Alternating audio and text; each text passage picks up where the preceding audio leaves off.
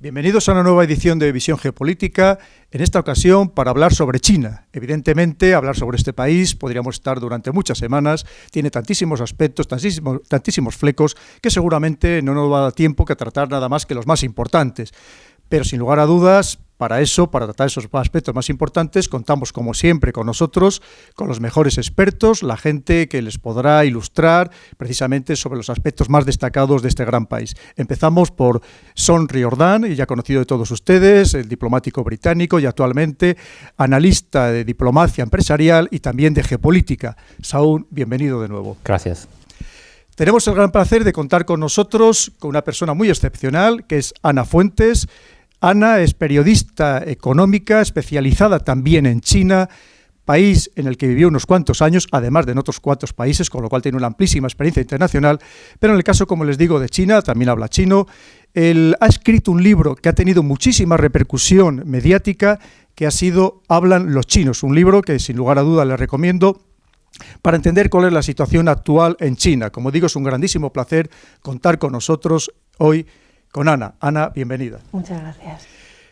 También tenemos ni más ni menos que al investigador principal del Real Instituto Elcano, Mario Esteban, el investigador principal en Asia-Pacífico, especializado en China, habla perfectamente chino y, por si fuera poco, va a todos los escenarios donde están presentes los chinos, por todo el mundo. Quiere decir que es una persona que lo conoce de primera mano, no lo conoce de haberlo leído, lo conoce de haberlo vivido y nos va a ilustrar muy bien sobre cuál es la situación, el contexto general del país y de los chinos en concreto. Mario, bienvenido. Gracias, Pedro. Finalmente tenemos con nosotros a Javier Gil. Javier Gil ha vivido, ha estudiado, ha viajado por todo Asia, conoce muy bien no solamente China, sino los países del entorno, para no solamente tratar China desde dentro, sino cómo ven otros países, ven a China y ven a los chinos y esta expansión que está teniendo por otras partes del mundo. Javier es actualmente, entre otras muchas cosas, profesor de la Universidad Pontificia de Comillas y también del Instituto General Gutiérrez Mellado. Javier, bienvenido. Gracias. Pues vamos a empezar ya con la primera pregunta y se la vamos a hacer, por ejemplo, a Mario. Mario, decía Napoleón que el día que China despierte, el mundo temblará. Y por lo tanto no había que despertar a ese gigante que estaba durmiendo. Este gigante ha despertado y parece imparable. ¿Va a ser el amo del mundo? ¿Tiene condicionantes para ser el amo del mundo? ¿O también tiene muchas debilidades que le va a impedir llegar a dominar la esfera internacional? Y entre otras cosas porque tiene a otro gran monstruo enfrente como es Estados Unidos. Yo creo que tú, Pedro, lo apuntabas muy bien, ¿no? Esa dualidad.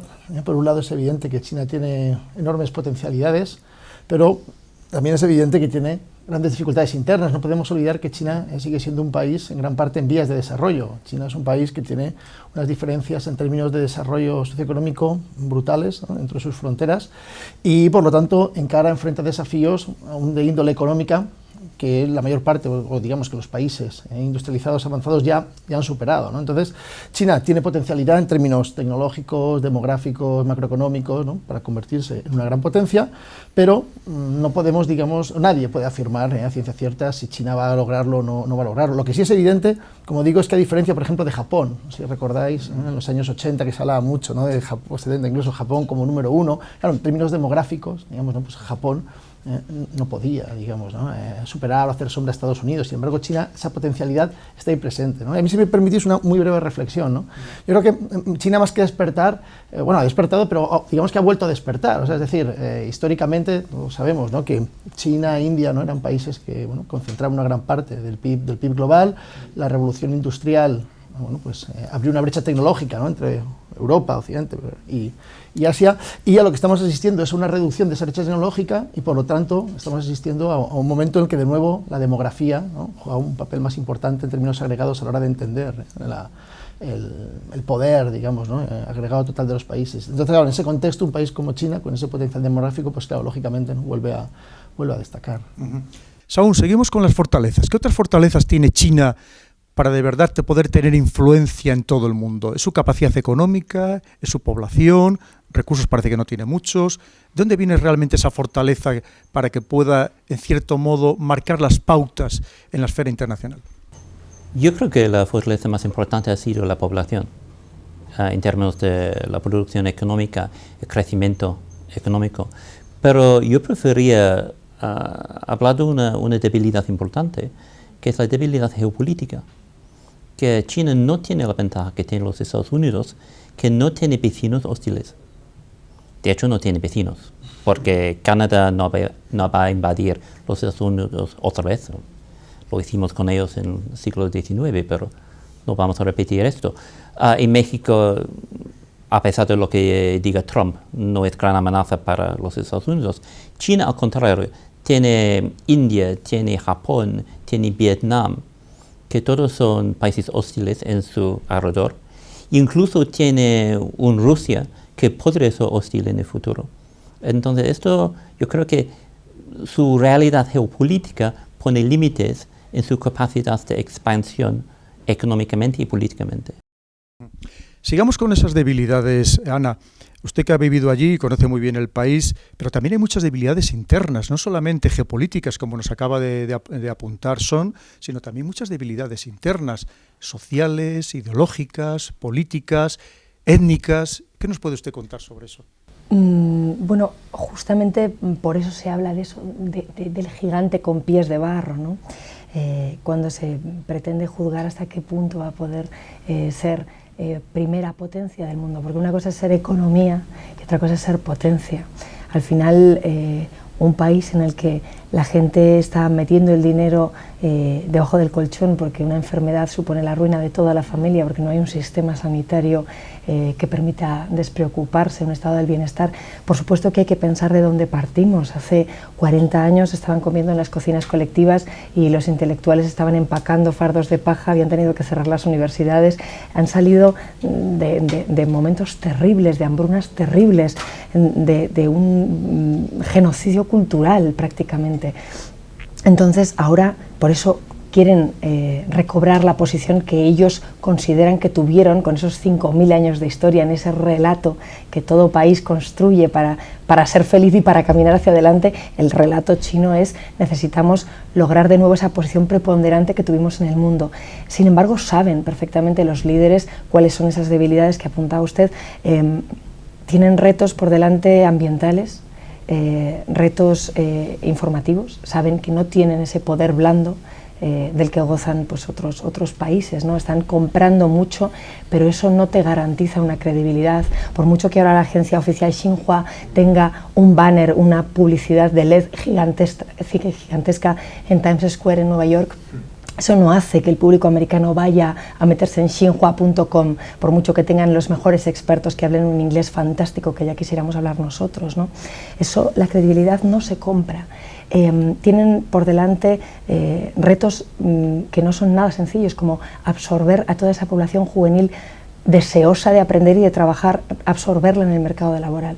Tienen ese problema de poder ofrecer unas cifras creíbles a su población, que ahora mismo ya puede informarse por internet, a pesar de que muchas páginas estén bloqueadas. Los chinos son hábiles y a través de juegos de palabras, de VPNs, que son proxies para sortear la censura, son capaces de saber cuál es la tasa real de paro en su país y qué ocurre en Harbin cuando uno vive en Yunnan. O sea, no es como hace 30 años, no hay un blackout informativo cada vez que pasa algo. Entonces, bueno, podríamos extendernos, me imagino que iremos abordando esos aspectos después, pero sí, hay retos, hay mucho potencial, pero la cúpula del poder está nerviosa porque son perfectamente conscientes de cuáles son las debilidades. Y Javier, ¿cuál es la percepción de China en los países del entorno? No hablamos incluso de aspectos geopolíticos, que luego entraremos en ellos. ¿Cómo se ve la inmigración china en todos los países que rodean a este gran país? Es decir, desde Australia, Nueva Zelanda, Indonesia, Malasia, Singapur. Todos estos países, ¿cómo están viendo esa expansión de la inmigración china? Bueno, la inmigración china en los países del sureste asiático básicamente ha sido histórica. Siempre ha habido básicamente, digamos, gente de origen chino en el sureste asiático, desde Vietnam, Myanmar e Indonesia. Y luego ha habido dos oleadas básicamente de migraciones chinas hacia lo que es sureste asiático. Una vinculada tras el fin de la guerra civil en el 49 y luego posteriormente, pues básicamente con la revolución cultural, etc. ¿Cómo se ve? Bueno, a nivel general general, en sudeste asiático, las comunidades chinas en general tienen un nivel económico medio más importante que la media, con lo cual siempre ha sido fuente de bastantes envidias. De hecho, en Indonesia, que es el caso que mejor conozco en relación con la población china, cuando cae Suharto en 98 y cuando se estallan las primeras revoluciones callejeras contra el gobierno y contra el poder, la gente indonesia quien ataca es básicamente a los ciudadanos chinos, que se les veía, digamos, los financiadores de Suharto y los ricachones que se habían hecho ricos con el gobierno de Suharto, ¿no? Por lo tanto, bueno, a nivel económico, por encima de la media nacional, es una cosa bastante clara, tiene una influencia muy importante sobre el tema de, por ejemplo, las relaciones económicas con la China continental, en todo el sureste asiático, y a nivel de cómo se ve China, bueno, pues hay una doble visión. Por un lado, se admira en cierta manera, ¿no?, el crecimiento de China en los últimos 30 años, lo cual yo creo que es desde todos los puntos de vista que nos encontramos, y a nivel geopolítico, bueno, pues básicamente hay conflictos, básicamente el tema de Spaldi y otros que están generando tensiones, básicamente Vietnam, China, Filipinas, China, y ligeramente, bueno, esos dos yo creo los más importantes del sudeste asiático, ¿no?, porque están ocasionando una serie de fricciones, pero bueno, en general yo creo que hay que distinguir por el aspecto económico, el aspecto geopolítico, y luego a nivel histórico, bueno, hay comunidades chinas en el sudeste asiático históricas que están perfectamente integradas y que a nivel económico están más desarrolladas que la media y que en muchas ocasiones pues han sido fruto de violencia, ¿no? Yo creo que es un tema bastante interesante también. Vamos a seguir con las debilidades, Mario. Si usted tuviera que destacar actualmente las dos principales debilidades de todo orden dentro de China, ¿cuál cree usted que serían? Buena pregunta. Solo dos. Bueno, una... sin ninguna duda, ahora mismo el gran tema es la coyuntura económica, porque no podemos olvidar, ¿no?, que, bueno, todos conocen, ¿no?, la China maoísta, y que a finales de los años 70 hubo un cambio, un proceso de reformas, ¿no?, liderado por Deng Xiaoping, que lo llamamos la China reformista, y bueno, en el ámbito económico esto consistió fundamentalmente en liberalizar e internacionalizar la economía china. Pero en términos políticos hay un cambio también muy importante, que normalmente se obvia, y es que la principal fuente de legitimidad del régimen ya no es, como en tiempos del maoísmo, una ideología que explicaba, que justificaba todos los pormenores, ¿no?, de la vida cotidiana de las personas, sino que es la capacidad del régimen para garantizar bienestar económico o mayores oportunidades de desarrollo económico. Es decir, a los líderes chinos, la población no les juzga por la forma en que han llegado al poder, no es una legitimidad procedimental, tampoco es una legitimidad ideológica, ¿no?, basada en el comunismo, ¿no?, el maoísmo, ¿no?, en su momento, sino que es, bueno, pues su capacidad para gestionar. Bueno, entonces, como bien sabéis, ¿no?, en la coyuntura económica actual hay un proceso de deceleración, la nueva normalidad, ¿no?, que han llamado, y bueno, pues en este proceso, este cambio de modelo económico, esa gestión puede generar problemas sociales, y yo creo que esa es la principal, digamos, preocupación ahora mismo de las autoridades. Y la segunda, y aquí en realidad voy a mencionar dos, ¿vale? Voy a hacer un poco de trampas y van a ser tres, ¿no? Una va a ser la cuestión medioambiental, que es evidente, hay un problema ahí de sostenibilidad ecológica, además, bueno, pues todos los que van a China, ¿no?, lo perciben muy claramente. Claro, si decíamos anteriormente que la principal fuente de legitimidad del régimen es el crecimiento económico, claro, la sostenibilidad de ese crecimiento económico pasa también a ser fundamental, ¿no?, para dicho régimen. Y bueno, pues ya digo, yo apuntaría eso como segundo factor, ¿no? Y bueno, ya digo, no quiero ahondar en detalles, pero todos ahí, la contaminación medioambiental, problemas, escasez de agua potable, todas estas cuestiones, ¿no? Y luego, el tercer asunto, que además está muy relacionado con la labor de gobierno, ¿no?, que está realizando Xi Jinping, probablemente sea la corrupción. Porque, bueno, dentro de la población china también ha habido un creciente descontento, ¿no?, hacia los niveles de corrupción en el país. ¿Por qué? Porque, claro, esa China reformista que decíamos antes, que ha crecido mucho económicamente, no solo ha crecido el PIB, sino que también han crecido las desigualdades. Entonces, claro, estas desigualdades provocan tensiones sociales. Cuando la mayor parte de la población percibe que mejora su situación económica, tiene una mayor capacidad de tolerancia hacia esas desigualdades y también hacia la corrupción, que muchas veces va, digamos, de la mano de esas desigualdades. Sin embargo, en un contexto como el actual, que decíamos, ¿no?, con una deceleración económica, con una situación, digamos, sobre todo en algunas zonas del país, ¿no?, hay unos problemas de sobrecapacidad muy importantes, hay sectores concretos de la economía, ¿no?, que claramente, ¿no?, están reduciendo su actividad. Pues claro, esto hace que la población sea más sensible, más susceptible a la corrupción, y eso, pues lógicamente, también es una amenaza muy importante, ¿no?, para el partido. Pues nos ha comentado Mario los problemas, uno de ellos, los principales, el tema económico.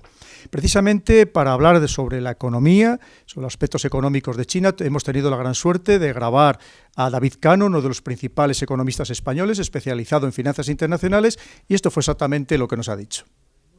Sí, es que China estamos ante uno de esos cambios estructurales que nos gusta decir a los economistas. La economía china crecía a tasas del orden del 10 o del 12% hace una década y es obvio que eso no se puede mantener. Ningún país del mundo puede crecer a tasas tan altas, sobre todo cuando algunos de sus motores del crecimiento económico los ha agotado. Me explico. Básicamente, el gran motor del crecimiento del PIB chino fue la inversión. Las empresas, las multinacionales, las empresas de otros países encontraban en China un claro caldo de cultivo para ir allí a montar factorías, ir allí a montar empresas desde las que producir y exportar productos al resto del mundo. Una mano de obra más barata, unas condiciones laborales más o menos ventajosas, es lo que, como digo, permitía que las empresas fueran allí a montar factorías. Eso junto con la urbanización.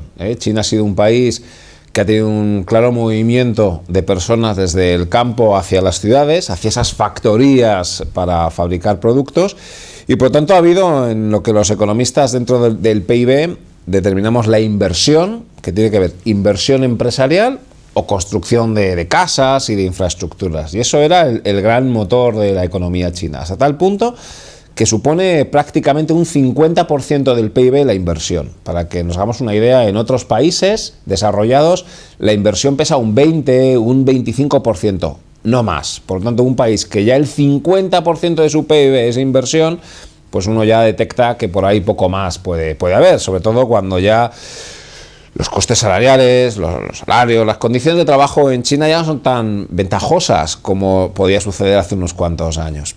Y dos, la capacidad de vender a otros países de China también se está debilitando porque otros países compramos menos. Es decir, España ha atravesado una crisis importante, Estados Unidos, Italia, el Reino Unido, los ciudadanos ya no consumimos tantos productos, bien porque estamos endeudados o bien porque ya hemos consumido mucho, ¿no? Por lo tanto, China es consciente de que su modelo de crecimiento económico está agotado.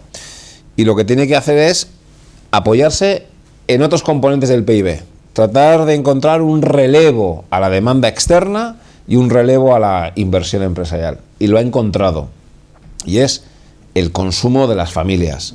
Y es que, bueno, pues los chinos adquieran unos estándares de consumo como el que tenemos en España o en Estados Unidos. Es obvio que no van a alcanzar nuestros niveles a corto plazo, pero no es menos cierto que el potencial de crecimiento del consumo es enorme. Y no solo que sea el consumo un motor del crecimiento, el consumo de las familias, sino otros sectores, fundamentalmente el sector terciario, el sector servicios. Al final, que la economía china pues tenga un mayor peso el cuidado de la salud, o el ocio, o turismo. En definitiva, que vayan adaptando nuestros estándares en el PIB. Pero crecer vía consumo de las familias o crecer vía servicios, el potencial de crecimiento es menor, y no puedes pretender avanzar tu PIB a tasas del 10 o del 12%, y por tanto la economía china tiene que aceptar avanzar a niveles del orden del 6, 6,5%, que no está nada mal. Ya nos gustaría a las economías desarrolladas crecer en esos niveles. Pero es otra forma de crecimiento que tiene otros riesgos macroeconómicos. Es decir, cuando uno crece vía inversión, existe cierto riesgo de recalentamiento, de un exceso de inversión productiva, y cuando uno crece vía consumo de las familias, pues puede tener miedo a que haya cierta inflación, que la presión del consumo de las familias pues provoque una presión de los precios de los bienes al consumo, que eso provoque un aumento de los salarios, en fin, una espiral negativa, inflación-salarios, pues que no gusta a los economistas. ¿Cómo puedes tratar de evitar que se genere inflación en un país si crece vía consumo de las familias? Pues teniendo una moneda fuerte, teniendo una moneda más apreciada. Y eso es lo que en última instancia justificaba que China permitiera que su moneda, que el yuan, se apreciara. Y entre el 2005, 2006, especialmente desde el 2008 hasta hace 2 años, el yuan chino se apreciaba. Y tenía sentido, era un poco la pieza del puzzle que encajaba en este cambio del modelo económico chino y que permitía, bueno, pues cierta reducción del riesgo, por ejemplo, de aparición de inflación. Y hasta ahí todo funcionaba, China cambia su modelo, China crece menos, China se empieza a comportar como un gran consumidor e empieza a importar productos.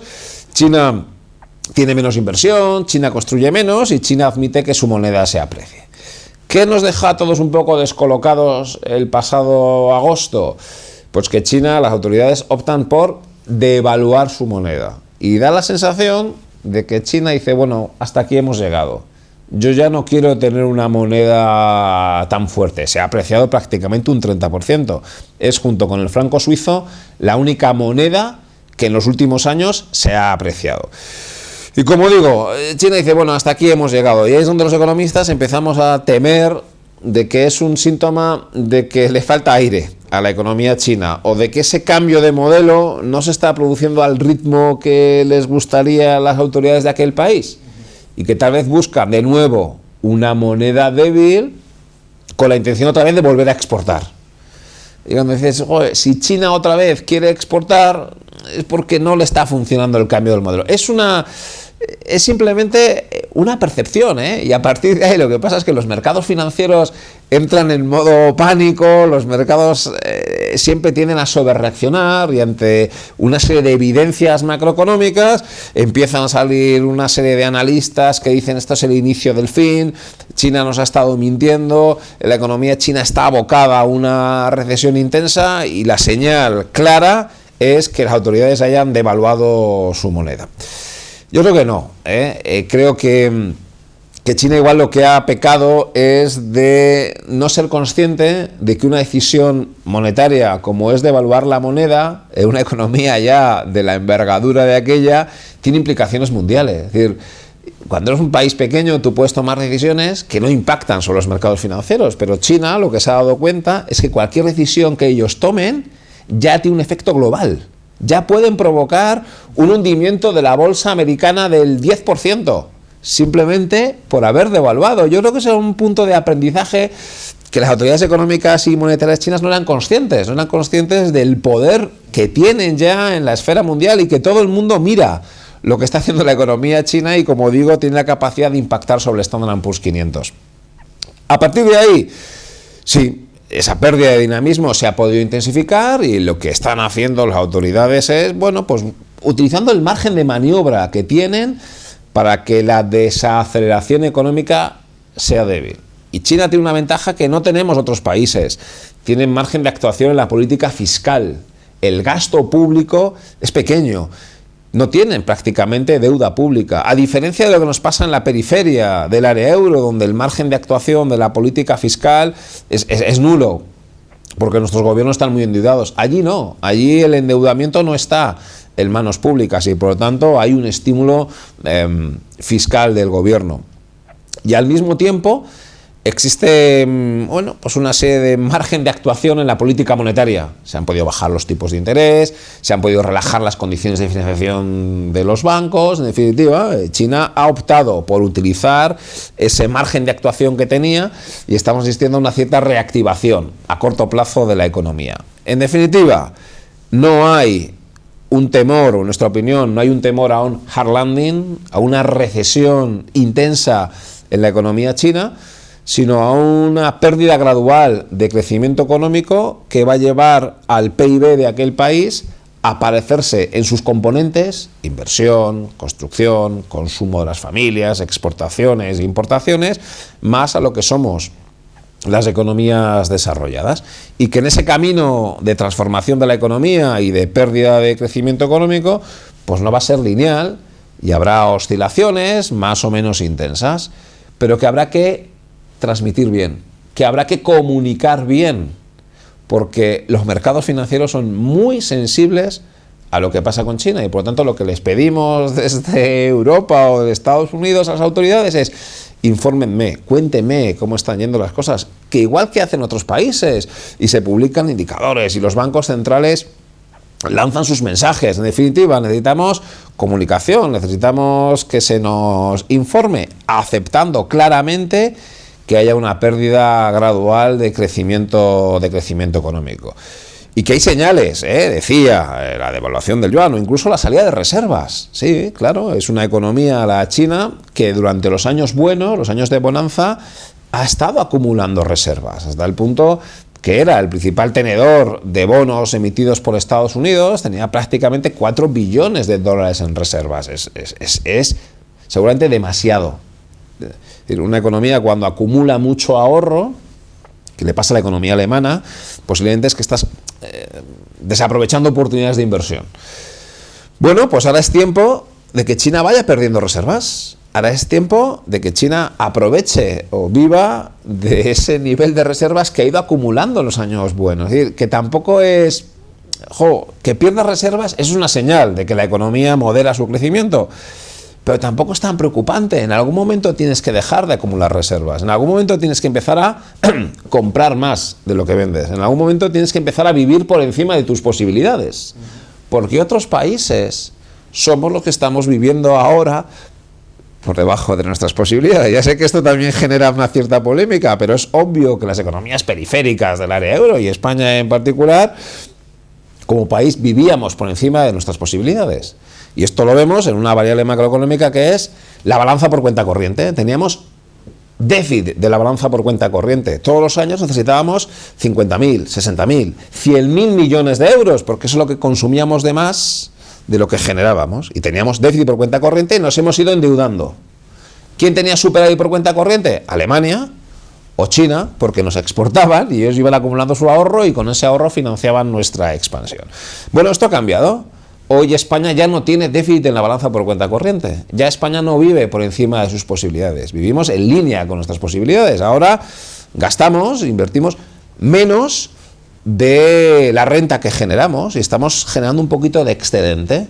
Otros países, por lo tanto, son los que tienen que estar gastando un poquito más, tienen que estar invirtiendo más de lo que generan, y es el tiempo nuevo de la economía china.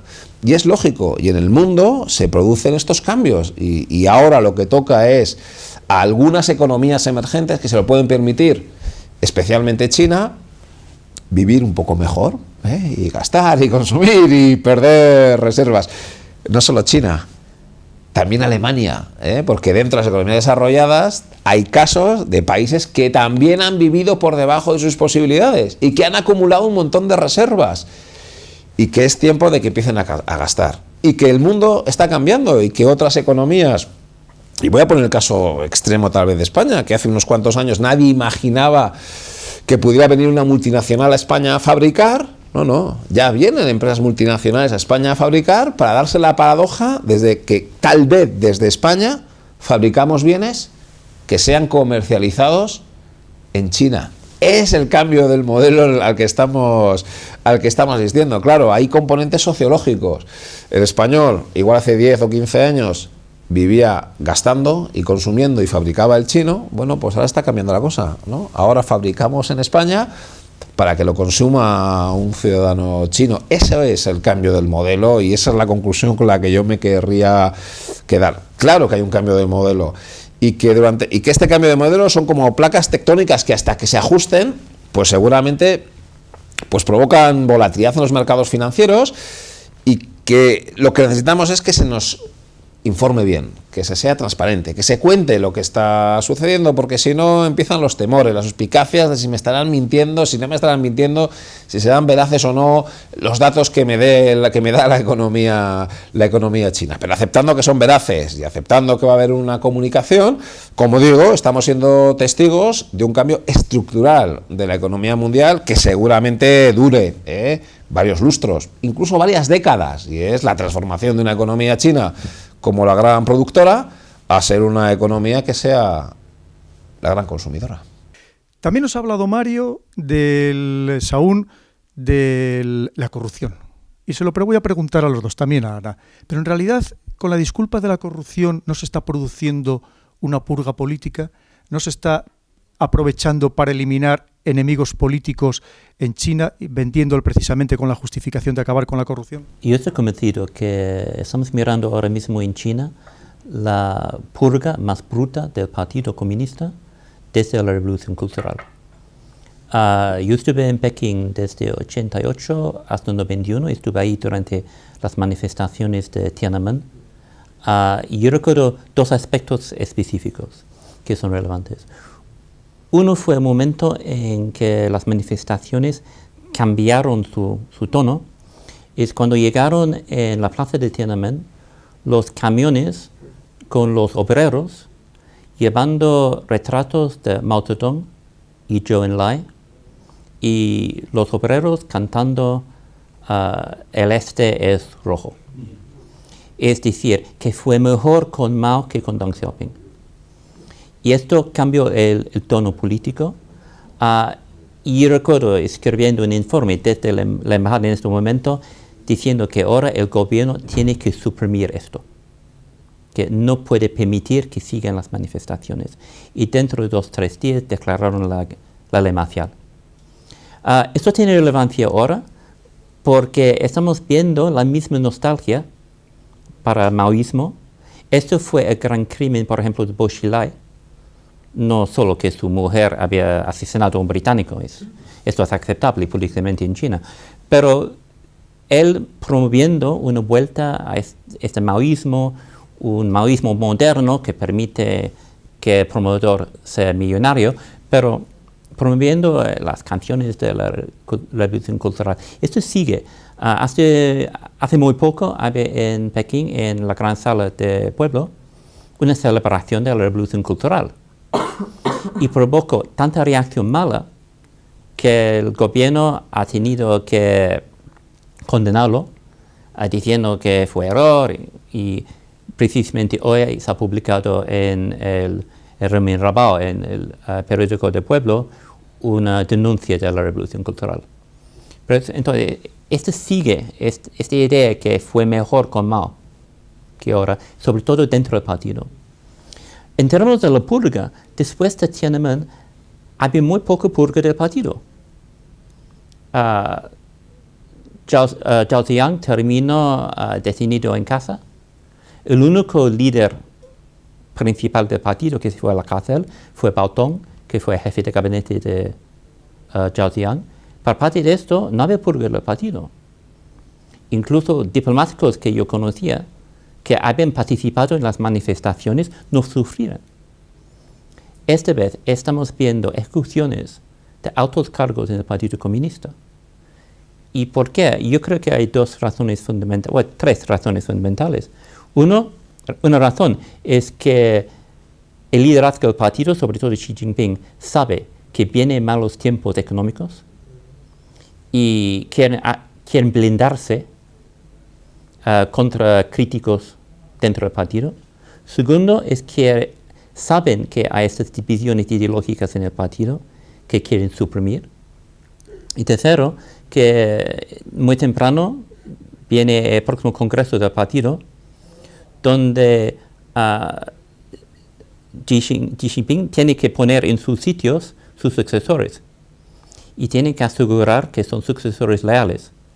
Y por lo tanto está intentando terrorizar a las facciones rivales en el partido para evitar sorpresas desagradables.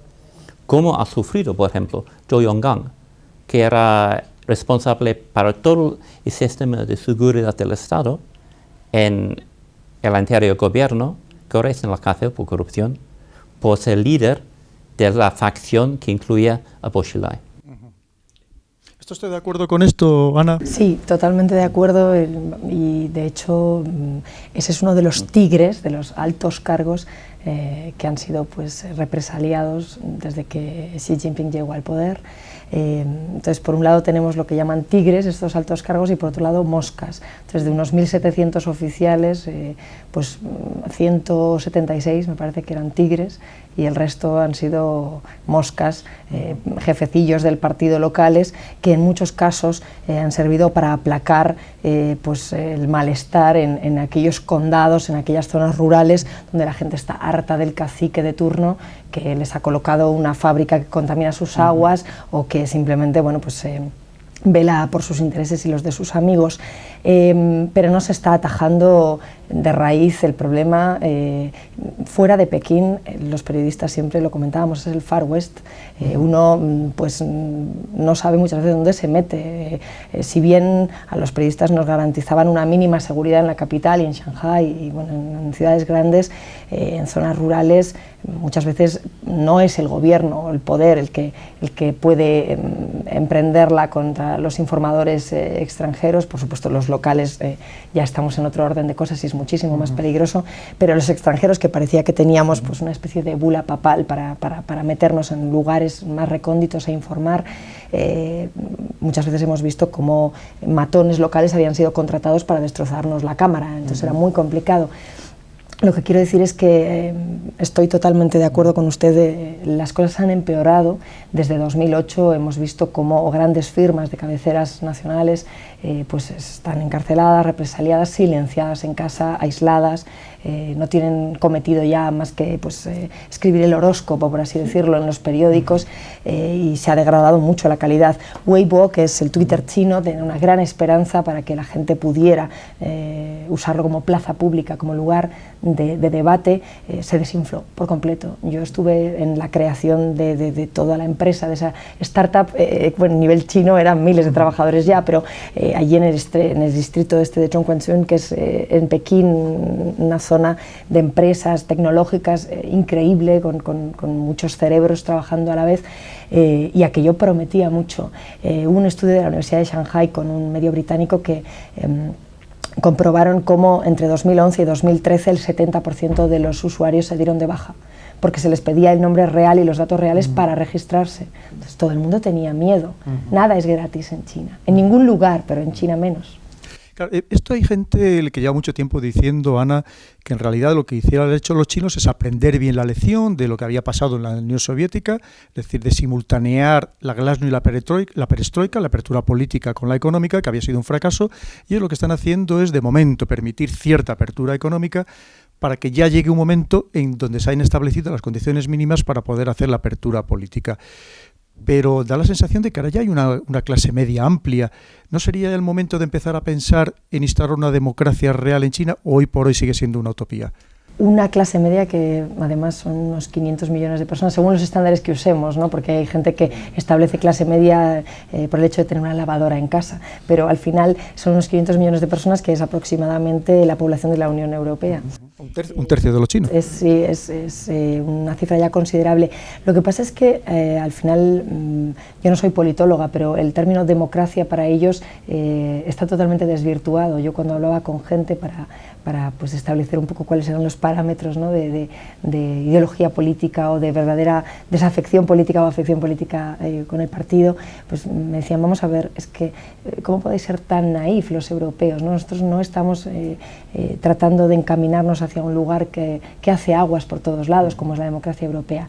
Lo que está claro es que, como decía usted, Mario, al final la desigualdad pesa, porque la gente ve que cuando sigue un esquema de trabajo duro no se ve recompensado. Antes sí y ahora no. Se ha progresado mucho, pero ahora el descontento pesa.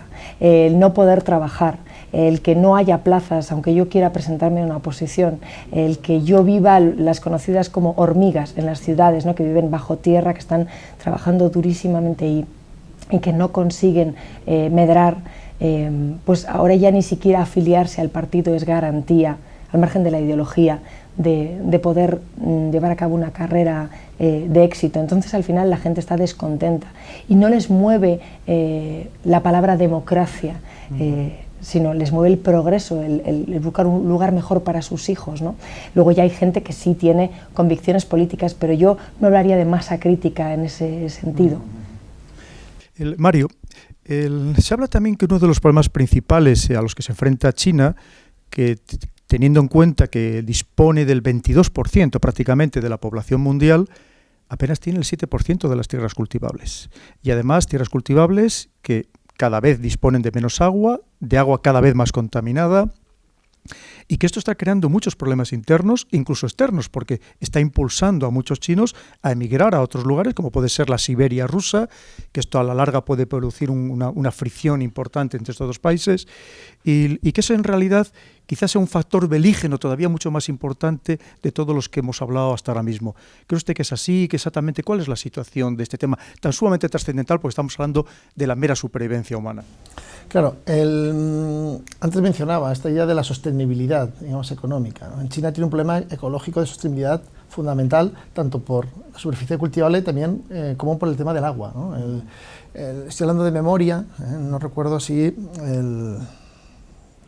creo recordar que los recursos hídricos per cápita en China son 1/3 de la media mundial y la tierra cultivable per cápita es 1/4 de la media mundial. ¿Es así o al revés? Ya digo, honestamente estoy hablando de memoria, pero en cualquier caso hablamos de porcentajes muy inferiores, ¿no?, a la media global. Claro, ¿no?, evidentemente, ¿no?, hablamos de un país que con esas magnitudes no es como Singapur. ¿Por qué pongo el ejemplo de Singapur? Claro, en Singapur puedes traer el agua de Malasia, puedes traer los alimentos del exterior. O el aire, como lo hace actualmente. No hay ningún problema, ¿verdad?, porque es una población realmente reducida. Pero ¿pueden 1.350 millones de personas depender de los mercados internacionales para sostenerse? Pues obviamente no, ¿no? Y es evidente, ¿no? Es un asunto que preocupa mucho, y de hecho dentro de China, ¿no?, hay campañas importantes por parte del partido en esta cuestión ecológica. Lo que pasa es que la tradición en China es muy débil en este sentido. Ahora, recordemos, ¿no?, el Ministerio de Medio Ambiente en China, como ministerio, con esa capacidad, digamos, con ese rango administrativo, se crea en el año 2008. Es decir, antes de ayer, ¿no? Entonces, esto evidencia, ¿no?, que esa concienciación de la importancia de la dimensión ecológica es relativamente reciente. Ahora sí que es un asunto que es prioritario, también entre otras cosas porque esa creciente clase media cada vez empuja más a las autoridades a que tengan este tema en consideración, ¿no? Porque bueno, es una cuestión que la propia población cada vez demanda más. Además, claro, tampoco podemos olvidar, ¿no?, que claro, estas élites chinas, estas nuevas élites económicas, políticas, claro, cuando hablamos de China, esas desigualdades económicas, ellos en primera persona no lo viven por, bueno, les puede afectar la repercusión social, pero en primera persona no lo viven. Ahora bien, el deterioro medioambiental, eso es muy difícil escapar, ¿no?, en términos, ¿no?, de la calidad del aire, o incluso otro problema, ¿no?, que está ahí, es la seguridad alimentaria. No solo la falta de alimentos, sino la propia seguridad alimentaria, que como bien sabéis, ¿no?, pues es un asunto que preocupa muchísimo a la población china. Entonces, es un asunto clave, fundamental. Parte importante, ¿no?, de la acción exterior de China también va orientada a asegurarse buenas relaciones con países que son proveedores, ¿no?, de alimentos, pero bueno, es lo de siempre, ¿no? Es decir, hacer plantear realmente qué escenario, qué va a pasar, no podemos saber, pero lo que está claro es que es un asunto que cada vez va a ser más importante para China y que es un asunto de creciente concienciación por parte de la población y por parte de las autoridades políticas. Sobre todo porque a medida que se vaya desarrollando la sociedad, mayor será el consumo de agua, de alimentos de todo tipo.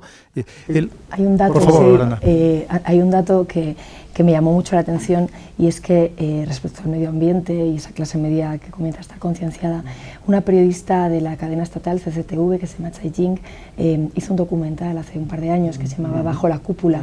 En un fin de semana, 200 millones de visitas. Lo retiraron. Entonces, claro, ya tenemos parques infantiles con cúpulas para aislar a los niños del humo, vamos. Claro, igualmente, si vemos el tema de la sociedad civil, ¿no?, de las crecientes organizaciones, ¿no?, no gubernamentales o semigubernamentales, el área, ¿no?, en la que más se han creado es precisamente, ¿no?, en esta cuestión del medio ambiente. Claro. Eso podríamos trasladarlo, hablando del agua, Javier, al Tíbet. Teniendo en cuenta que en el Tíbet es donde están las fuentes de los principales ríos de todo Asia, que dan servicio a cientos de millones de personas, como es el Indo, el Ganges y el Brahmaputra. Evidentemente eso hace que una China con deficiencia hídrica jamás va a renunciar al Tíbet, por más que en India vivan 200.000 tibetanos, viva el Dalai Lama y se hagan muchos esfuerzos internacionales porque vuelva otra vez a las manos de los tibetanos. ¿Cómo está la situación en el Tíbet, Javier? Correcto, ¿no?, la interpretación. Bueno, básicamente yo no entiendo una China sin el Tíbet. Para China, la China continental, refiero, Tíbet es el principal fuente de recursos hídricos. Buena parte de los ríos, de los grandes, digamos, recursos acuíferos de toda Asia vienen de allá. Y había una cosa que quería apuntar, que ha dicho Mario, es bueno, hablar básicamente del Mekong, ¿no? El Mekong River, ¿no?, que es el gran río que surca el sureste asiático peninsular. Bueno, pues nace en Tíbet, y lo que está ocasionando, ¿no?, pues esta demanda cada vez más importante dentro de China de agua, porque no hay que verla solo como una demanda para, digamos, recursos hídricos para beber, sino es una demanda de agua para producir electricidad, del hydropower, que es algo que China está, intentando desarrollar con más velocidad, y al mismo tiempo está obviamente diverting, es como es la palabra en inglés, diversificando bastante aguas del río Mekong para China continental, para digamos alimentar otras vías acuíferas, ¿no? Entonces yo entiendo que el tema del Mekong, por ejemplo, está causando muchas tensiones con países del sureste asiático, le hace básicamente Vietnam, y es un tema que obviamente que China sabe que está causando problemas a los recursos hídricos del Mekong dentro del sureste asiático peninsular, pero obviamente sus demandas internas de mayores recursos acuíferos para todo tipo de actividades pues es tan ingente que bueno, le está llevando, yo me imagino, a subir la tensión con los países del entorno, ¿no? Por lo tanto, bueno, para mí el Tíbet es una situación relativamente incierta, es ciertamente relativamente tranquila. No veo una Tíbet, digamos, fuera de China, no veo ningún movimiento revolucionario potente que pueda desvincular a Tíbet de China. Y obviamente yo entiendo la invasión de China de Tíbet como una captura por recursos naturales, y en eso estamos, ¿no? Más allá de lo que puede decir India, más allá de los tibetanos viendo el exilio en India, y yo creo más en este aspecto entre China e India. Bueno, yo creo que la derrota india del 62 marca un antes y un después en las relaciones entre China e India, y desde entonces, bueno, yo creo que hay un país que es el hegemónico en la zona y que es el que marca el devenir de la zona, ¿no? Por lo tanto, bueno, no hay mucho que añadir ahí. Quizás el motivo principal por el que Japón, antes de la Segunda Guerra Mundial, se ve forzada a expandirse a otros territorios, y que un poco es el origen de la Segunda Guerra Mundial, precisamente en este escenario, es porque carecía de recursos y de territorio para toda su población, y de recursos no solamente para la industria, sino también para la supervivencia de su población.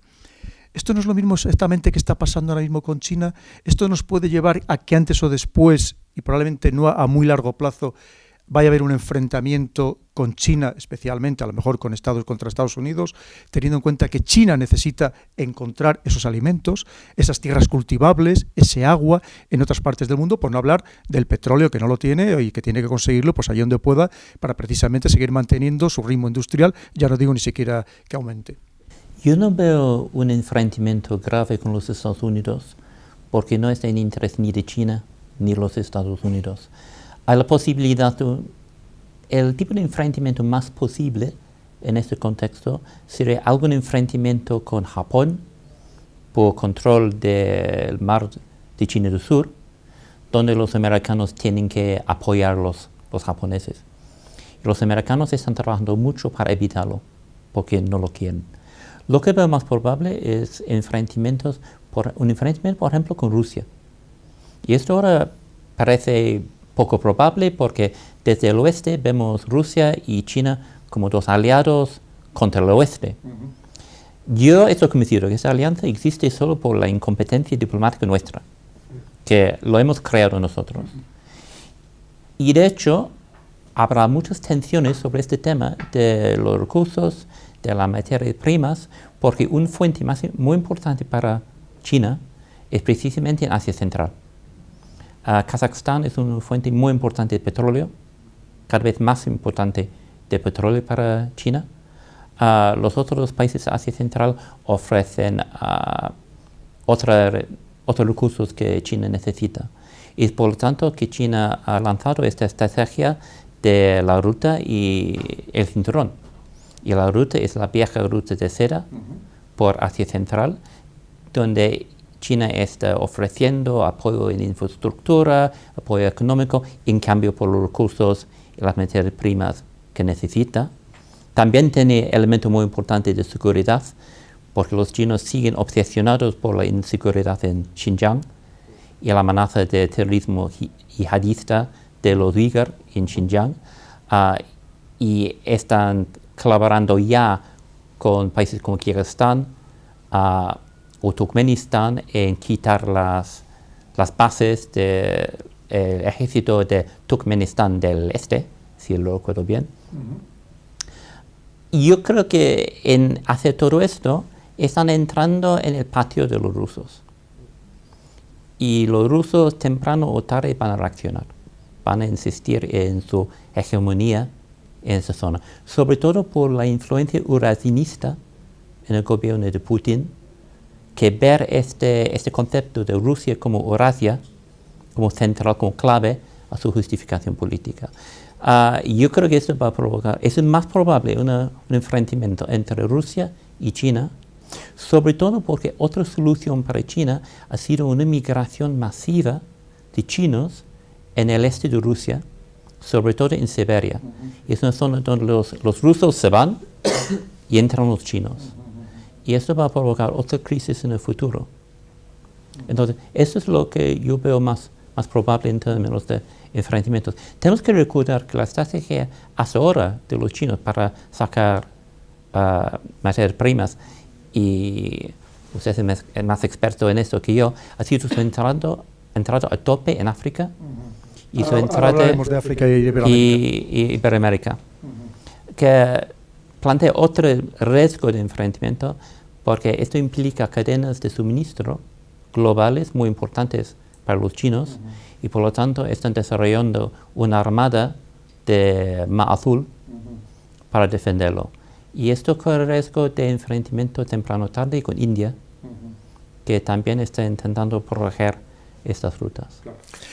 Bueno, por favor, comentar Javier. una cosa, bueno, yo sobre si hay un país que tiene tensiones geopolíticas importantes con China, ese es Vietnam. Básicamente en el pasado ya se han pegado, y además abiertamente, por las Islas Paracel, y ahora mismo en Vietnam el país que levanta las pulsiones nacionalistas vietnamitas es China. Por lo tanto, yo creo que no hay que olvidarlo, ¿no?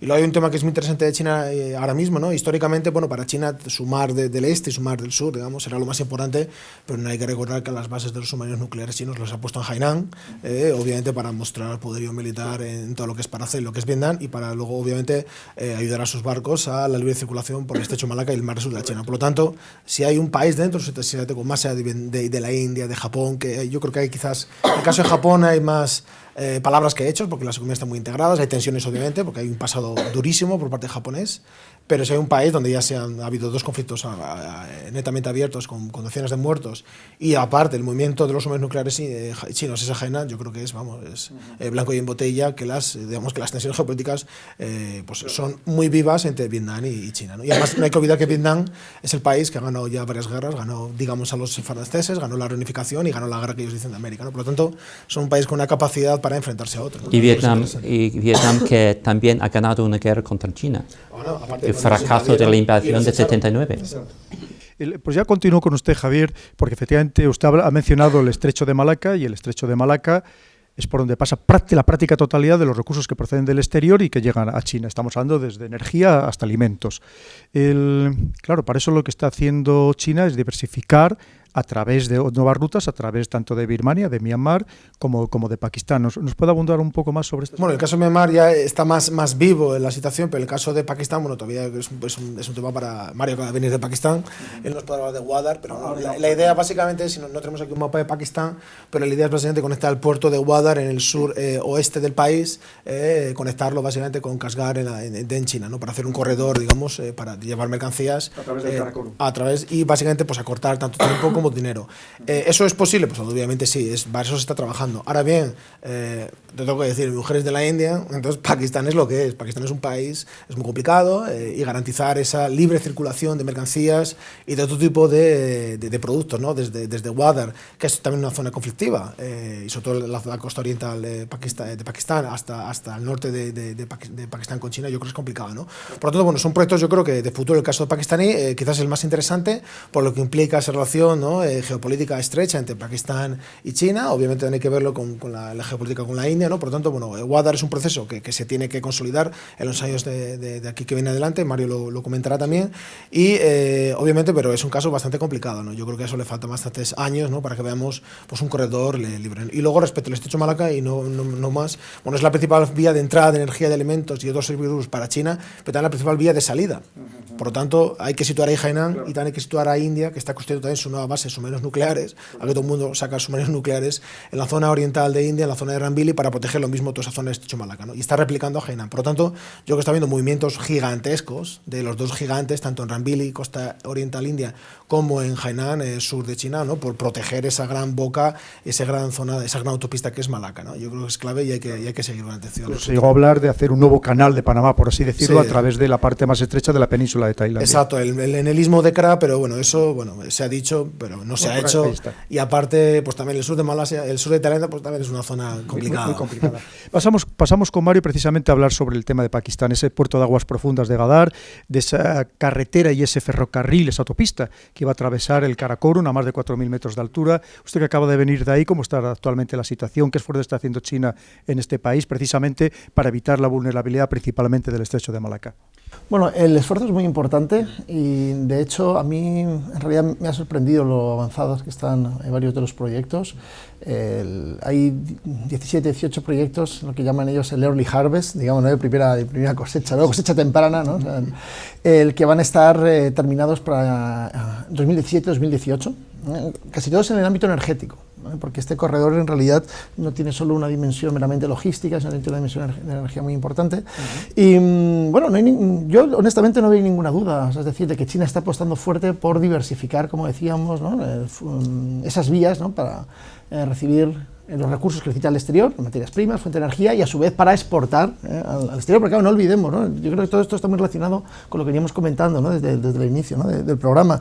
El asunto fundamental en China es la situación económica. Entonces, claro, si China es un país que para mantener esa maquinaria económica necesita exportar y necesita importar materias primas y fuentes de energía, pues tiene que ir ubicando, tiene que ir identificando cuáles son sus principales debilidades estratégicas, y una vez identificadas esas debilidades, pues, dentro de lo posible, implementar medidas para solucionarlas. Entonces, como decía, ¿no? anteriormente Sean, esta nueva ruta de la seda tiene toda una dimensión de diversificación, ¿no? de esas rutas. Y claramente, digo, en Pakistán es probablemente, yo incluso me atrevería a decir que es la parte de donde ahora mismo se ve de forma más tangible, ¿no? lo que será este proyecto, ¿no? De hecho, no en vano, ¿no? Las propias autoridades chinas, ¿no? lo han identificado como el buque insignia de Wang Yi, ¿no? Él utilizó esta expresión, ¿no? El buque insignia de la ruta de la seda. Entonces, la ruta de la seda ¿está empezando a ser algo tangible en Pakistán? Sí.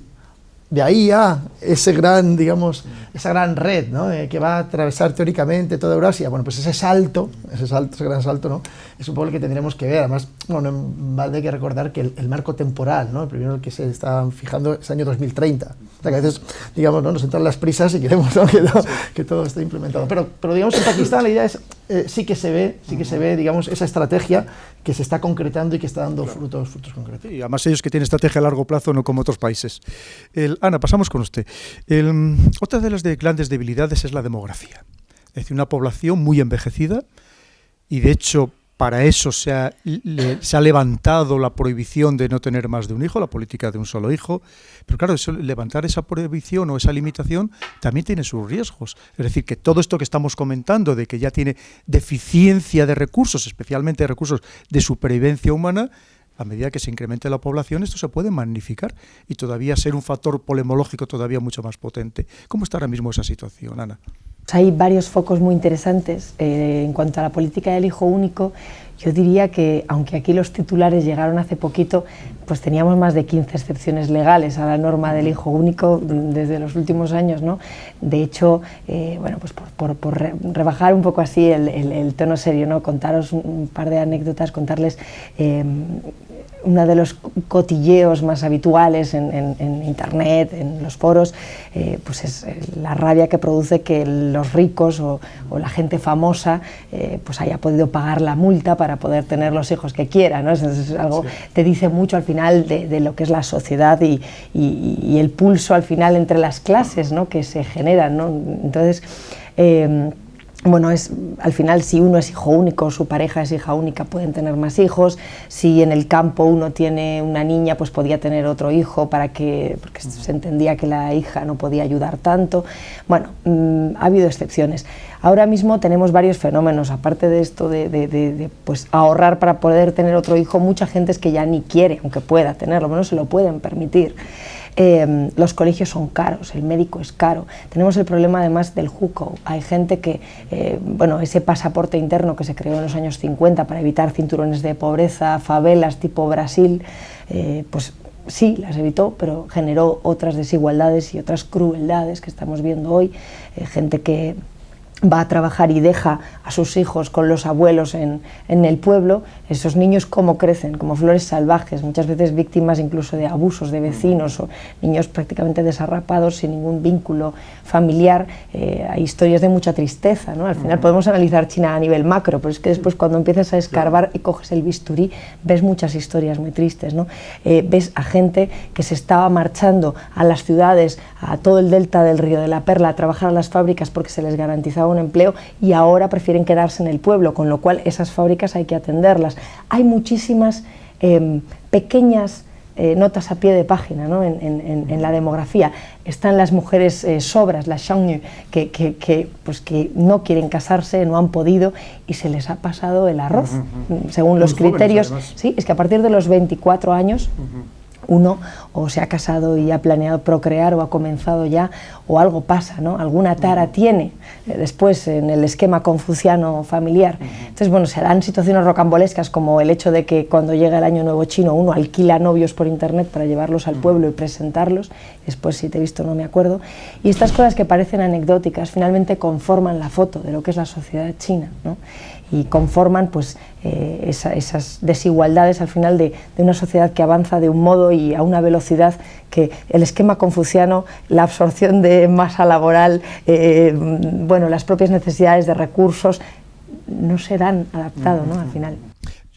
A mí me habían explicado alguna vez algunos estrategas chinos que en realidad esto iba a suceder de modo voluntario, es decir, este frenazo económico que se ha producido de reducción de la expansión económica iba a ser voluntario precisamente para procurar que la mayor parte de la sociedad alcanzara a los más privilegiados, para que no se produjera precisamente esta gran disparidad que pudiera llevar hasta el movimientos sociales, claro, estamos hablando de cientos de millones de personas que podrían llegar a destruir el país. ¿Usted cree que es así, que esto puede ser voluntario, que a lo mejor a nosotros se nos escapa esa percepción de reducción del crecimiento económico?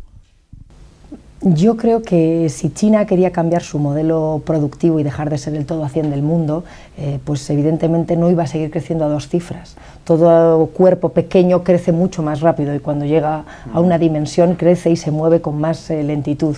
Al final el problema no es los 2 dígitos, es que China necesita reformar su estado social, su nivel de recaudación fiscal, muchas otras cosas para poder proveer a sus ciudadanos de lo que necesitan, y si no, pues veremos las tensiones sociales, ¿no? Yo no sé qué viene antes, si la proyección quinquenal del Partido Comunista o la propia sociedad que no podemos al final pues infantilizarla, ¿no? Y al final avanza. Los chinos evidentemente están dirigidos por un sistema de partido único, pero también tienen un margen de maniobra que se sale de esas líneas rojas que acotan su acción, ¿no? Entonces no me atrevería a saber si fue primero el huevo o la gallina, pero lo que es interesante es que hoy por hoy hay un plan quinquenal, hay muchas cosas que están dirigidas desde Zhongnanhai y hay otras cosas que no. No hemos hablado hasta ahora de Japón. Tradicionalmente China y Japón han sido adversarios.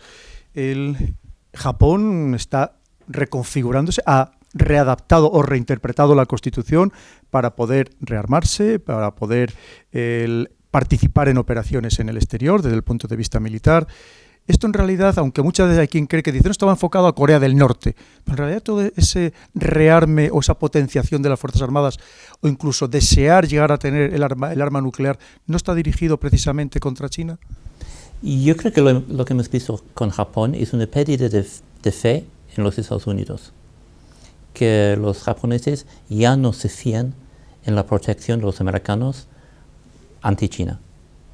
Entonces no solo hemos visto los cambios de la Constitución para permitir que los fuerzas armadas se desplieguen en el exterior, un aumento en el presupuesto de defensa, también hemos visto los japoneses hablando con Vietnam, sobre todo con Rusia, que Abe, a pesar de todo lo que ha pasado en Ucrania y con la Crimea, sigue intentando llegar a un acuerdo con los rusos sobre las Islas Kuriles. Por él piensa que por hacer esto, Japón puede participar en un rodeamiento, un aislamiento de China. Y eso es el problema que tiene China, el problema estratégico que tiene China, siempre lo ha tenido. Que China tiene 2 frentes. Tiene el frente del este al sur y el frente del noroeste. Históricamente esto fue más claro en la dinastía del Ming, cuando en un momento China tenía la armada más mayor en el mundo, esto del amiral Zheng He, viajando por casi todo el mundo. Incluso unos que dicen que, con todo respeto a Cristóbal Colón, fueron los chinos que llegaron primeros en América. Dicen los noruegos que eran los vikingos y nosotros irlandeses dicen que éramos nosotros. Pero, bien.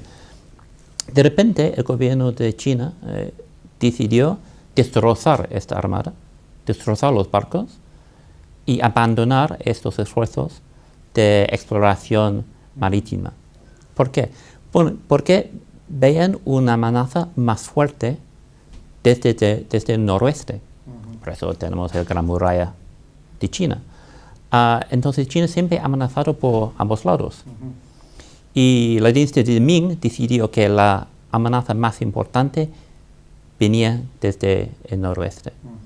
Ahora el gobierno de China parece intentar implementar una estrategia a ambos lados, con esta ruta de seda por el noroeste y una expansión marítima por el sureste.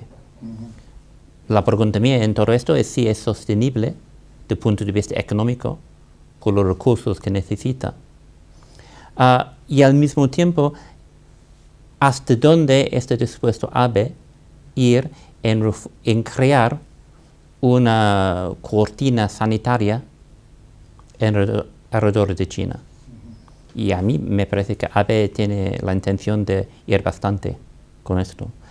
Para mí el gran reto, hay algo emocional con los chinos y Japón. Yo recuerdo, era muy importante cuando estuve en la embajada en Pekín, saber cuando el primer ministro de Japón había visitado este cementerio de los muertos de la guerra, porque esa noche iban a poner en las telenoticias de la televisión en China toda la grabación del ataque contra Nanking, y no lo quería ver cuando comiendo. Es muy importante para organizar mi vida. Esto es algo emocional, y a veces esto en China se escapa.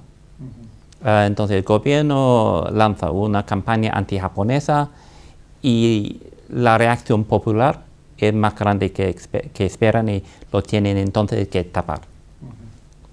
Pero entonces a Japón, yo creo que el mayor riesgo de Japón, y el riesgo más inmediato que veo es que los japoneses van mandando sus barcos cerca de estas islas artificiales chinas. Porque siempre que lo están haciendo los americanos, los chinos no van a atacar contra un barco americano. Sin embargo, en un barco japonés habrá tentación. Mario, antes hemos hablado muy de pasada de la intervención, la participación o la expansión de China en África. Pero hay quien cree que en realidad lo que se le ha quedado son las migajas. África llevaba explotada y sigue explotada los principales recursos, las minas de minerales estratégicos, los principales recursos petrolíferos, por las potencias europeas o occidentales desde hace muchísimo tiempo. Es decir, que a lo mejor muchas veces se le acusa a China de todos los males en África, pero probablemente a lo mejor no es así. Usted que ha recorrido casi todos los países o todos los países donde los chinos están muy presentes en África, ¿qué nos puede contar al respecto? Bueno, hay un poco de las dos cosas, es decir, es evidente que China ha llegado tarde, digamos, a todo este proceso de internacionalización de sus empresas, ya sea en el sector, digamos, de los hidrocarburos o en otros sectores. Por lo tanto, bueno, pues ha tenido que posicionar sobre la base de los movimientos previos de todas las demás potencias. ¿Por qué China ha tenido esta relación tan intensa con Sudán? Pues porque las petroleras extranjeras fueron expulsadas de Sudán. Cuando se dice, ¿no? China llega a acuerdos sobre todo con estos países autoritarios, ¿no? Porque entre estos regímenes autoritarios se ponen de acuerdo y son más corruptos y se favorecen, digamos, ¿no? las prebendas entre ellos, y por lo tanto, bueno, pues esto permite a China explotar estos recursos. Bueno, un caso, ¿no? que especialmente próximo tal vez para España, ¿no? que es el de Guinea Ecuatorial. Bueno, ¿quién explota el petróleo en Guinea Ecuatorial? Explota más del 90% petroleras norteamericanas, no petroleras chinas. Es decir, China llega como un actor, digamos, tardío, ¿no? Ahora bien, claro, no podemos olvidar cuáles son las magnitudes de la economía china. Es decir, si viésemos, ¿no? un gráfico, ¿no? con el peso, cómo ha crecido, ¿no? el peso de China dentro de la economía mundial, bueno, pues veríamos que prácticamente se ha multiplicado por 5, ¿no? en 30 años. Entonces, claro, estamos hablando de la segunda economía del mundo, bueno, incluso primera en pérdida de poder adquisitivo, pues ¿cómo podemos pretender que esa primera economía en pérdida de poder adquisitivo no tenga una presencia global? Pues, lógicamente está creciendo su presencia muy rápido. Y esto no solo esto genera inquietud, genera incertidumbre, pero pasa en este ámbito económico, pasa en el ámbito militar que se venía mencionando, ¿no? previamente. Es que yo creo que la gran tensión o la gran incertidumbre, el gran miedo casi en algunos casos, ¿no? que hay en torno a China es precisamente debido al vértigo que produce la velocidad con la que se están dando estos cambios, porque esos inmensos cambios a nivel interno, debido a las magnitudes de China, tienen casi automáticamente un impacto global. Y eso es lo que nos está costando, ¿no? digerir. Seguro, bueno, todos los que estamos aquí, ¿no? hemos viajado, ¿no? varias veces a China, hemos vivido en China, y todos sabéis, ¿no? cada vez que llegas de nuevo, ¿no? Una gran ciudad china, los cambios son tremendos, ¿no? No te da tiempo, digamos, ¿no? a actualizar, ¿no? Todo esto. Entonces, claro, ya digo, debido a esas magnitudes, eso tiene un impacto en el exterior. Yo creo que esa es un poco la situación, ¿no? Que estamos viendo. ¿Y qué pasa con Iberoamérica? Porque ahora mismo está junto con Rusia, está abriendo el nuevo canal a través de Nicaragua, el nuevo canal interoceánico. Dicen que están comprando algunos de los principales recursos o de los yacimientos, tanto de minas como de petróleo, en algunos países que ahora mismo están sufriendo muchísimo la crisis precisamente por los bajos precios del petróleo, algunos países iberoamericanos. ¿Cómo está en general el contexto en Iberoamérica? En el caso iberoamericano, desde una visión que puedo tener yo desde fuera, básicamente ha sido un comprador importante de grandes recursos: cobre chileno, hierro brasileño y otros productos de otros países. Por lo tanto, ha sido el gran comprador, ha habido en cierta manera casi países latinoamericanos han tenido en China, el gran comprador de sus productos, lo cual ha generado una dependencia bastante peligrosa, básicamente porque luego, la pérdida de la desacción económica en China pues ha producido, ¿no?, efectos perniciosos en ciertas economías latinoamericanas. Y, por ejemplo, pues ha sido un gran prestamista, ¿no?, en toda Latinoamérica. Ahora mismo, no sé si se ha producido al final o no, pero creo que Venezuela está buscando, una línea de crédito en estas fechas recientes, ¿no? Por lo tanto, una presencia comprando materias primas, una presencia importante también construyendo. Por ejemplo, tengo un amigo argentino que me cuenta, ¿no?, esto es bastante chistoso, me dice, en un pueblo, cualquier pueblo pequeño de Argentina donde vayas, por muy pequeño que sea, te encuentras ya población china, ¿no? Dice, hace 20 años, que ya es de mi edad, 37 años, era imposible encontrarte chinos en la Argentina rural, ¿no? Pues ha habido una presencia muy importante tanto de población china, mayor presencia empresarial china comprando materias primas, y luego yo creo que ha sido un gran prestamista, ¿no?, en las últimas décadas, ¿no? Por lo tanto, yo creo que siguiendo con Mario en África, pues también ha seguido, ¿no?, una tendencia natural, ¿no? Es un país que el año 71 empieza a crecer a magnitud superior al 10%, pues se expande, obviamente primero llega al sureste asiático, Asia Central, va para África, va para Latinoamérica, y es que es algo lógico, ¿no? Y obviamente pues estamos en un proceso, creo, de normalización, ¿no? Y yo sí soy bastante optimista respecto a China, en el sentido que la gente tiene mucho miedo, ¿no?, sobre cuáles son las futuras, ¿no?, intenciones de China. Pues yo creo que es un proceso de normalización, ¿no? Y obviamente que emerja semejante monstruo pues genera ciertas ondas expansivas, ¿no? Pero no tiene por qué ser estrictamente negativas, ¿no? Claro. Yo creo que el ascenso chino pues no está siendo belicoso, ¿no?, por lo menos a nivel externo. Por favor, Mario. Un brevísimo apunte. Solo comentar, ¿no?, que en el Real Instituto Elcano hemos publicado recientemente un documento de trabajo sobre la presencia de China en América Latina, que yo creo que aborda, ¿no?, con mucho detalle pues todas estas cuestiones que estamos mencionando. Entonces, esta pequeña publicitaria. Por supuesto. Honestamente creo que es un documento de gran interés. Todos los trabajos que hace, desde luego, el Instituto Elcano son de primera calidad. Les pregunto a ustedes dos, a cada uno que quizá con un aspecto distinto, la intervención de China en Europa. Es decir, ahora mismo se habla mucho de que están intentando entrar a través de Grecia, que parece ser que lo intentó en su momento a través de Ucrania, que de hecho había comprado casi el 10% de las tierras cultivables ucranianas, que son las famosas tierras negras, las más productivas del mundo, y se hablaba de que allí iba a construir fábricas para fabricar automóviles y que desde allí los iba a introducir en todo el continente europeo, que le iban a inundar de vehículos a bajo coste. Y también incluso del aspecto humano, Ana, de esa población china, que además hablamos luego de otras nacionalidades, otras religiones, que tampoco se integra en la sociedad, que viven un poco marginadas. Es cierto que está incorporada, pero que viven prácticamente aislados, que hacen su mundo, y que hay gente que también lo percibe como una amenaza, que tiene en cuenta el crecimiento de esas poblaciones dentro del contexto europeo, que hay gente que también lo puede llegar a percibir como una amenaza, tanto en el plano geopolítico como en el plano más humano. ¿Cómo lo ven ustedes la cuestión con Europa? Yo lo ven los dos vinculados. Es muy curioso que las comunidades chinas en Europa hablan idiomas distintos. Y si hablan todos mandarín, es una comunidad bastante nueva, bastante reciente. Si hablan todos cantonés, es una de las comunidades viejas. Entonces, si tú vas a Londres, y yo recuerdo cuando estudiando chino en Londres, me cabré mucho porque no lo podía practicar en los restaurantes, porque nadie hablaba mandarín. Tenía que ir a Liverpool para practicar mi mandarín, que me costaba bastante.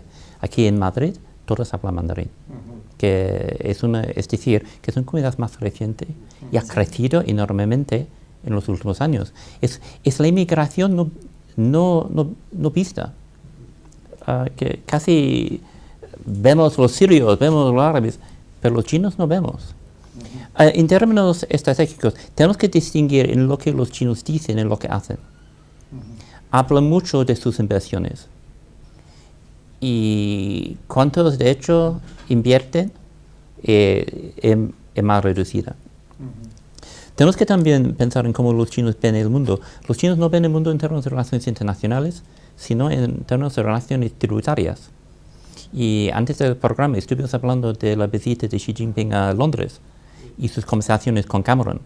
Y Cameron pensando que está negociando un acuerdo de iguales con China, y Xi Jinping pensando que Cameron se está compartiendo bastante bien porque ha pedido disculpas por recibir al Dalai Lama, a cabrar a los americanos por invertir en el banco chino, está ayudando con el renminbi en la City, y en cambio unos regalos del emperador al buen tributario.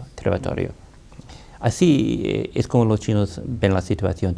Y igual si están en Ucrania y ven en Europa. Yo creo que en el caso de Grecia ha sido una oportunidad para comprar barato.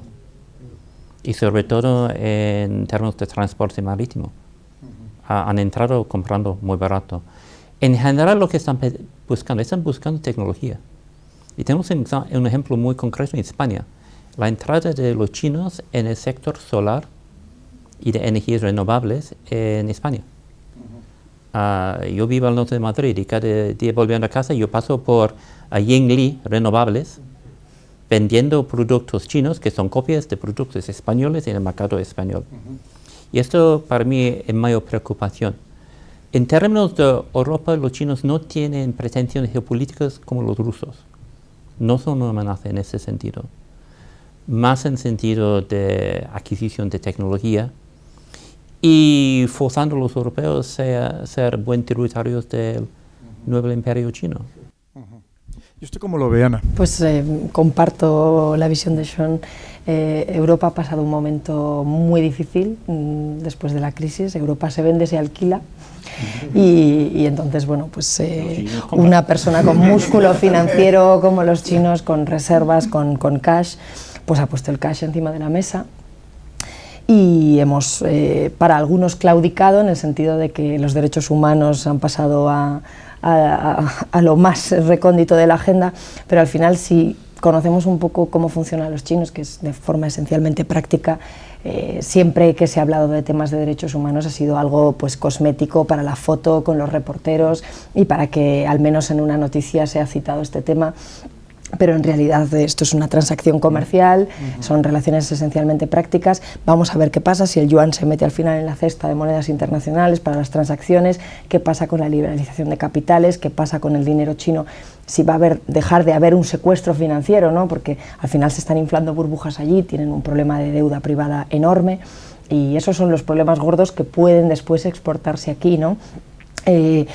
Vamos a ver qué ocurre con salida de empresas chinas a bolsa, con compra de empresas energéticas europeas. Al final todo el mundo decía, cuando por ejemplo Geely compró Volvo, claro, es que nos compran los chinos. Al final el día a día de los empleados no ha cambiado, no ha venido nadie a hacer las cosas de forma china.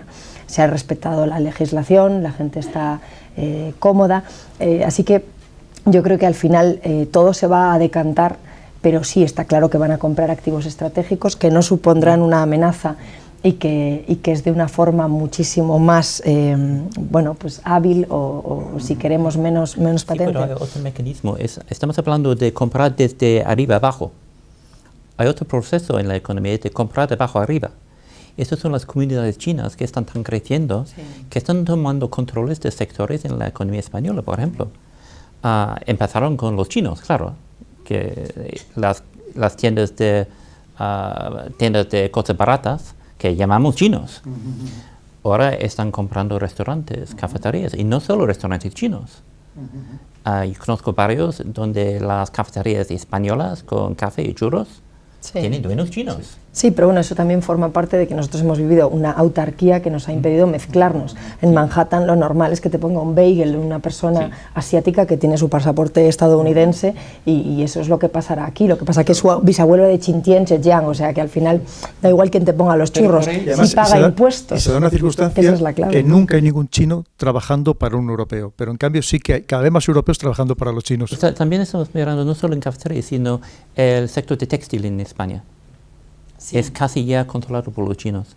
Esto pasó en Italia, que ahora no hay corbatas de seda italianas, son todas chinas, porque incluso han comprado los libros de diseño del siglo XVIII, que son maravillas, y empezó con los migrantes trabajando en las empresas, luego tomando control. Y eso sí es un proceso de... Entonces tenemos bajo hacia arriba, arriba hacia abajo, una pincela. Claro, el sector que entra, sector que dominan, eso está claro.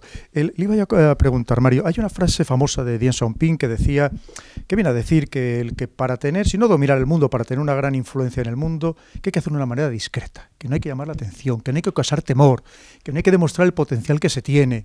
Eso es la pura astucia oriental. Es decir, no son mucho más astutos que nosotros y en realidad están consiguiendo mucho más de lo que nosotros en realidad pensamos que están consiguiendo.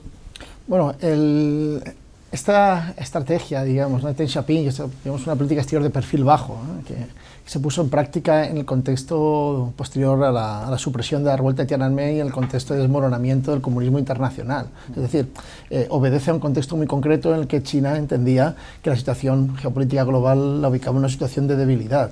De hecho, ahora en realidad el debate que hay, sobre todo con Xi Jinping, es el abandono de esta política de perfil bajo, ¿no? Es decir, la idea de que China ya tiene suficientes capacidades como para asumir un papel más proactivo a nivel global. Y nos encontramos con esta nueva ruta a la seda, nos encontramos con la fundación del Banco Asiático de Inversión en Infraestructuras, del nuevo Banco de Desarrollo, la carrera espacial, con la creciente asertividad de China en el mar del sur de China, esas islas artificiales que también se han mencionado, el envío de una plataforma de prospección a Vietnam en el año 2014, con esos disturbios, ¿no?, antichinos que hubo en Vietnam. Es decir, que en realidad ahí lo que estamos viendo es un cierto cambio de paradigma, ¿no?, dentro de la política exterior china. Y si me permitiese, ahí me gustaría ahondar, hacer una pequeña reflexión en torno a lo que se mencionaba, ¿no?, anteriormente. Y en esas compras chinas en el exterior, yo creo que es muy interesante entender que hoy en día lo que está buscando China no es tanto imponer sus modelos de productivos y económicos en esas empresas que compran, sino más bien al contrario. Es decir, claro, China no está acostumbrada, las empresas chinas no están acostumbradas a operar en mercados maduros, en mercados con unos estándares en términos regulatorios estrictos, porque esa no es la realidad de China.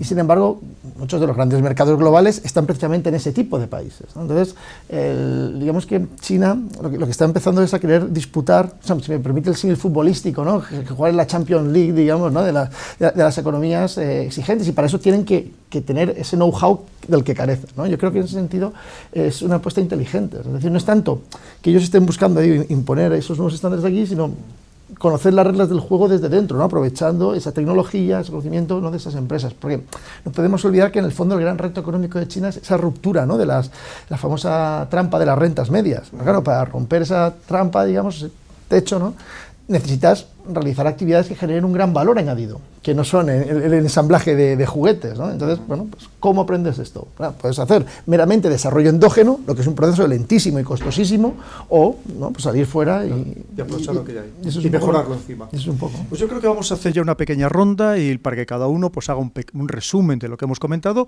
o incluso alguno de los aspectos que no hayamos podido tocar, que se nos me hayan pasado, pues lo vamos a tratar. Adelante, Javier. Bueno, yo únicamente dos cosas. La primera, siguiendo con lo de Mario, ¿no?, ese aumento, ese cambio de perfil, ¿no? La pregunta es si lo ha hecho ahora porque puede y antes no podía. Es decir, en los 70, en los 80, bueno, China era un país que estaba empezando a gatear, ¿no? Obviamente no podía, aunque podría haberlo querido, pero perfil bajo. Ahora la China del año 2016 no de los años 80 y 90, ¿no? Por lo tanto, la pregunta es que quizás hay que responderla en 20, 30 años. No quería hacer nada, básicamente no lo hacía porque no podía y ahora puede, y como ya va teniendo sus portaaviones, va teniendo sus aviones nucleares, tiene una renta per cápita de unos $6.000, pues cuando lo tenga en 20.000, yo creo que vamos a ver la verdadera China, ¿no?, sus verdaderas intenciones, digamos, por hablar, ¿no?, un poco a futuro, ¿no?, pues cuando tenga unas capacidades militares muy desarrolladas, cuando tenga unas capacidades económicas por encima de $20.000-25.000 per cápita, y cuando tenga un soft power pues más potente, ¿no? Por lo tanto es interesante esa pregunta, no quiere, bueno, en mi opinión, bueno, no la ha hecho porque no ha podido. Entonces el cambio de asertividad básicamente refleja su estado de las cosas. Y luego hay una cosa que hemos citado aquí, a nivel energético, es importante, bueno, se nos olvida, básicamente que China va a ser el gran país nuclear del mundo, me refiero a energía nuclear. Ahora mismo China no produce básicamente energía nuclear, nada. se basa en petróleo y en coal, en carbón, pero China tiene planificada alrededor de la construcción planeadas en el futuro de alrededor de 150 centrales nucleares. Entonces, y los franceses también se han metido en India afuera. Entonces, India y China, los dos, se han hecho nucleares. Entonces, ¿qué significa eso? Eso obviamente va a tener repercusiones sobre los mercados de gas, de petróleo, y obviamente pues, va a tener repercusiones sobre estas vías energéticas que se están planteando, ¿no? Por tanto, es interesante no ver, ¿no?, que estos países han decidido, los dos, pues que en su mix energético lo nuclear sea muy importante, a pesar de los pesares de Chernóbil y de Fukushima, ¿no? Yo creo que eso va a tener repercusiones geopolíticas muy importantes para todos. Y bueno, y luego ya pues lo mismo, ¿no?, redundar en eso. Yo creo que China está en un proceso de normalización, está en un proceso de inserción, y bueno, pues hay que estar en la expectativa para ver cómo se va comportando, ¿no? Y yo creo que esa dicotomía entre no quiere y no puede, pues ya veremos cómo la va solucionando. Mario, adelante, por favor. No sé, tal vez una idea general, ¿no? Yo creo que es lo siguiente, ¿no?, que estamos en un orden internacional, bueno, sabemos, ¿no?, después del final de la Guerra Fría, ¿no?, el desbordamiento de la Unión Soviética, ese momento unipolar, ¿no?, ese fin de la historia, ¿verdad?, que ha durado muy poquito, ¿no?, el fin de la historia duró muy poco, vamos a ir, la idea o la reflexión es que aunque no sabemos exactamente a dónde vamos, lo que sí sabemos es que en ese proceso de transición del orden internacional China tiene un papel fundamental, ya sea hacia un G2, hacia un G0 o hacia un G3, ¿no? Ahí ya sabéis que hay varias opciones, ¿no? G2 con Estados Unidos, el G3 hay quien inventa también a la Unión Europea y otros que apuntan a India, ¿no?, y diferentes visiones. Y yo creo que es una idea fundamental, es decir, no vamos a poder entender lo que pase en el mundo, ¿no?, bueno, ya no hoy, pero ya a corto o medio plazo, sin conocer, entender lo que pasa en China, ¿no? Y en ese sentido yo creo que es importante, ¿no?, desde la óptica europea, también española, pues interiorizar, ¿no?, en nuestra política exterior la necesidad de prestar una creciente atención a este país. Ana, por favor. Pues, bueno, interesantísimo lo que planteáis. Yo tampoco tengo ninguna respuesta y me planteo muchísimas preguntas. ¿Qué pasará con el juego de fuerzas que estamos viendo ahora? Pues ese juego de población que comienza a estar descontenta, país o gobierno que no puede darle todo lo que necesita y la máquina avanza imparable. Los líderes chinos cada vez se educan mejor, están fuera y vuelven porque saben que tienen buenas perspectivas en su país, entonces sabemos que van a estar gobernados por gente competente. Ahora bien, la agenda finalmente va a ser monolítica, va a haber tantas disensiones dentro del partido que acabe fragmentándose, o eso no está puesto en juego. ¿Qué va a ocurrir al final con los problemas sociales? ¿Se va a conseguir contentar a la población para que la posible fragmentación política quede en segundo plano? ¿Y qué veremos entonces? Veremos un mundo que crece menos, pero Europa y Estados Unidos con un montón de deuda después de la crisis, que están inyectando dinero los bancos centrales en las economías y aún así no conseguimos inflación. Sin embargo, los chinos, bueno, hacen así y ya se inyecta el dinero y aunque se hagan trampas al solitario, las cosas salen. ¿Qué va a pasar, no? Parafraseando a Napoleón, el dragón ha despertado. ¿Debemos ponernos a temblar?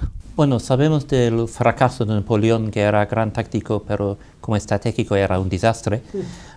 Yo creo que Napoleón no entendía bien la geopolítica, porque esto es el problema fundamental de China. Tiene todos los problemas internos, económicos, sociales, y predecir qué va a pasar con esto es imposible, porque son problemas tan complejos.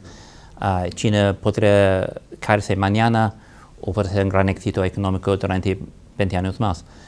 Pero lo que China nunca va a hacer es el poder dominante en el mundo, ni en Asia, por los problemas geopolíticos que tiene, por ser rodeado por países que son rivales o enemigos abiertos o un poco hostiles. Pero los únicos dos países que han dominado el mundo en el mundo moderno han sido una isla y un continente que de hecho es una isla, que no tiene rivales cerca, por lo tanto tienen capacidades de dominar a nivel global. China no es así.